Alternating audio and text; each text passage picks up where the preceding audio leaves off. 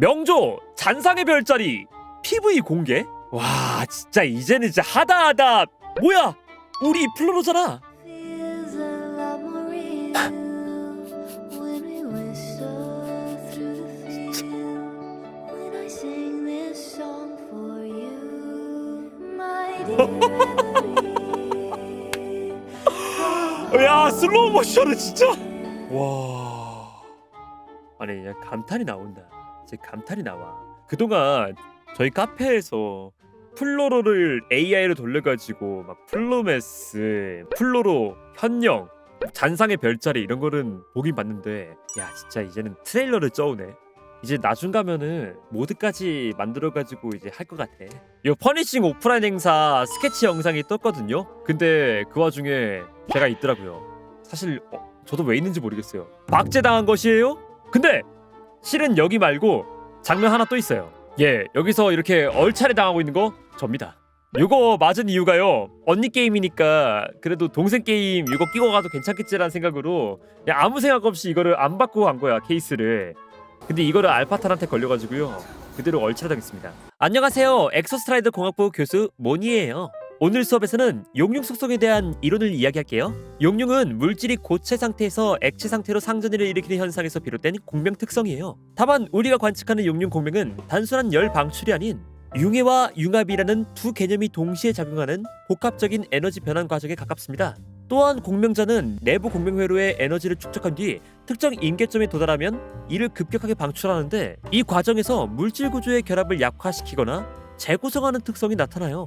그래서 용융 계열 공명자는 강한 열 에너지뿐만 아니라 높은 기동성을 보이는 경우가 많습니다. 에너지의 정체보다는 순환과 방출에 중점을 둔 공명 방식이라고 볼 수 있겠네요. 여기서 흥미로운 점은 오버클럭 사례예요. 용융 공명자들 사이에서는 비교적 높은 빈도로 오버클럭 증상이 보고되고 있는데 이는 공명 회로가 임계 상태를 반복적으로 넘나드는 특성과 무관하지 않을 거예요. 에너지를 더 많이 끌어낼수록 출력은 증가하지만 그만큼 회로 안정성은 감소하니까요. 오늘 수업은 여기까지 하도록 하겠습니다. 야 근데 이거 되게 재밌는데요? 그러니까 용융 특성을 가진 애들은 체내의 용광로 같은 거를 가지고 있다는 거야. 에너지를 그래서 막 모아놓는 거지. 근데 용광로 봐봐. 용광로가 보면은 구조를 녹여가지고 막 다시 바꿔내잖아요. 그러다 보니까 말 그대로 체내에 이제 에너지가 들어오면은 구조의 결합을 약화시키거나 재구성하는 게 나오는 거고. 근데 이제 용광로이자 약간의 그 로켓 엔진 같은 느낌도 있어서 요걸 에너지를 방출하는 걸로 기동성을 확보하기도 하고. 다만 그렇게 에너지를 계속 막 모아가지고 융합시키고 막 바꾸고 방출하고 이러다 보니까 어쩔 수 없이 오버클럭 형상, 변동성이 많다 보니까 오버클럭이 나오기 쉬운 거고. 오 역시 모니의 교수인가? 라이로이는 역시 모니의 교수 없었으면은 진작에 망했어. 언니 옷꼬라지가 그게 뭐야? 다시 봐도 대단하긴 해. 대체 그런 야한 옷은 또 어디서 구해다 입은 거야? 아니 나는 네가 남편감 보러 오래서 예쁘게 보이려고 그랬지. 내가 언제 언니 남편감이라 그랬어? 내 남편감이라 그랬지. 그게 그거지 뭐.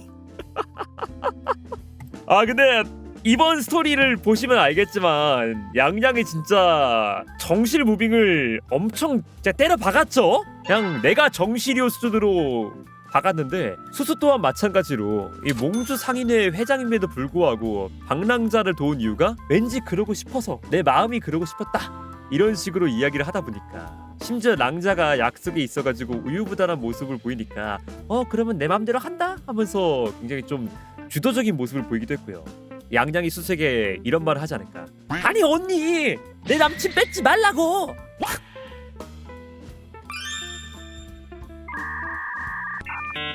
진짜 미치겠다 이젠. 아니 야 이래놓고 이거 다음 글에는요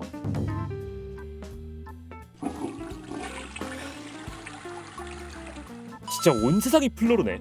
야 이거 진짜 그 양양 자리 플로로가 가야 될 지경이다. 우리 세 명이한테 뭐 하자는 거지? 하! 3명! 이건 말인가! 다른 캐릭터가 방랑자와 함께하는 게 아니야. 내가 보기에는 진짜 섭종 때까지 플로로는 함께할 것 같아요. AI로 어떤 게 나오든 플로로는 함께한다. 7언덕에 이미 있었던 양양? 2.4 버전 카드게임 UI. 근데 모두가 놓친 무언가가 있다. 왜? 실은 양양이 쓴 편지는 양양의 방랑자 관찰일기 아니었을까? 양양이 이제 방랑자의 편지를 받을 때마다 아 알고 있어요 방랑자 당신이 어떤 여정을 떠났는지. 아 진짜 여기 와 서브컬처 세기의 만남 도로 대 카멜탈이야? 와 그 와중에 이 도로롱이랑 카멜탈은 이 행사장에서 뭘 해도 No! God, please, no! 이 혹시 서브컬처 세기의 만남이라는 게 진지하게 데니아 각성엔 능양의 지분도 있다? 마음이에요 데니아. 서림님이시네요. 당신을 결정하는 건 당신의 출신이 아닌 마음이에요. 방랑자가 데니아를 각성시킨 그 대사 마음이에요. 방랑자는 어떻게 마음이 사람을 결정한다고 말한 것인가? 능양이 말하길 진정으로 인간이 되려면 인간을 인간으로 만드는 것이 무엇인지 알아야 했거든. 내 생각엔 그건 인간의 마음이라겠어. 이 말은 사실 능양의 얽힌별에서 능양이 방랑자에게 가르쳐준 것이다. 아니 내가 이렇게 굉장히 졸린 표정으로 밀었던 이 얽힌별 임무에 실은 이러한 비밀이 아니 정말 요거 하나만 해도 굉장히 뽕차는 그런 장면이었잖아. 엑소스트라이더가 왜 라하이로이로 각성을 했는데 그 마음을 가졌으니까 이제 변한 그 모습. 근데 그게 알고 보니까 프로게임즈는 그 전부터 이 중심 주제를 던지고 있었다고? 이게 진짜 스토리 작가가 말한 그거구나. 몰라도 이해할 수 있고 알면은 더 재밌을 거예요. 진짜 말이 안 되네.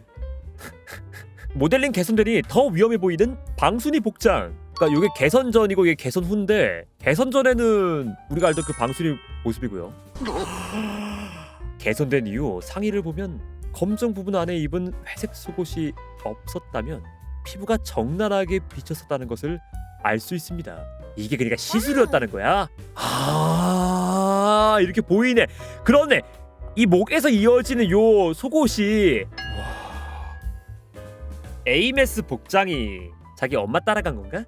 에이메스 복장이 그랬던 게 방순이 보고 자라가지고 그런 만화를 트위터에서 본 적이 있어요. 에이메스랑 방순이랑 서로 보면서 방순이는 우리 딸, 에이메스는 우리 엄마, 그리고 다음 컷에서 동시에 진짜 변태네 라고 같이 생각하는 게 있거든. 그럴만하네요. 그럴만하네요. Into the summer breeze, we go chase.